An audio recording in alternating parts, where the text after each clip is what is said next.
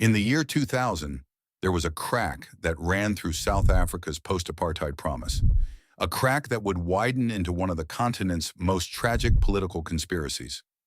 This is the true story of how state power, scientific denial, and suspicion of foreign industry combined to delay life-saving treatment for a generation. At the turn of the millennium, South Africa sat at the epicenter of the global HIV pandemic. Yet inside the highest corridors of government, President Thabo Mbeki began to question what the international medical community accepted as settled fact: that HIV causes AIDS and that antiretroviral drugs could save lives. Mbeki publicly entertained the claims of a handful of AIDS dissidents and argued that Western pharmaceutical companies and vested interests might be exaggerating the crisis for profit. He convened expert panels and corresponded with controversial scientists, moves that few presidents would make while a national epidemic burned. Those actions mattered. In the health ministry, Manto Tshabalala Msimang's policies mirrored the president's skepticism. She emphasized nutrition and traditional remedies, garlic, beetroot, the so-called African potato, and resisted a rapid nationwide RV rollout. Behind closed doors, officials debated costs and dependency. In public, the message to many was muddled and, for people living with HIV, deadly. Civil society would not stand aside. The Treatment Action Campaign, led by activists like Zaki Akmat, mounted a legal, moral, and political battle. In 2002, the courts intervened. A high court judgment forced the government to provide the antiretroviral drug nevirapine to prevent mother-to-child transmission. The ruling laid bare a rift, not just about medicine, but about truth, power, and responsibility. International scientists and activists accused the South African leadership of indulging conspiracy thinking. The stakes were not abstract. A landmark 2008 analysis by public health researchers estimated that hundreds of thousands of deaths and many thousands of new infections might have been averted if ARVs had been implemented earlier. Whether one accepts the exact figures, the direction of the argument was unmistakable.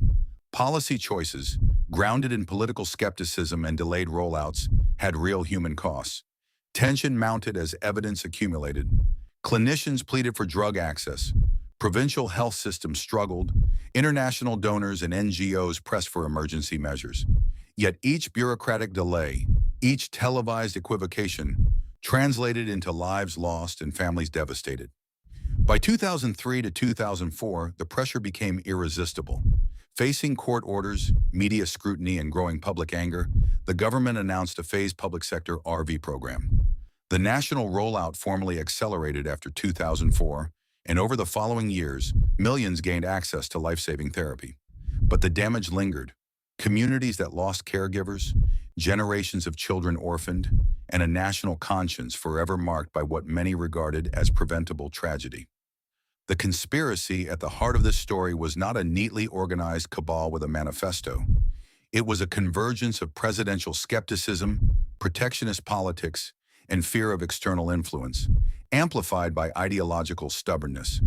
It was the political misuse of doubt, treating scientific uncertainty as a reason to withhold treatment rather than to act prudently. That misuse fed a narrative that pharmaceutical companies and foreign researchers were profiting from African suffering, and it justified delay. The aftermath reshaped South African politics and public health. Activists who had litigated for access became civic heroes. The international health community doubled down on equitable treatment programs, and scholarly reckonings tried to put numbers on the human toll. By the time national policies shifted, the country confronted both recovery and accountability.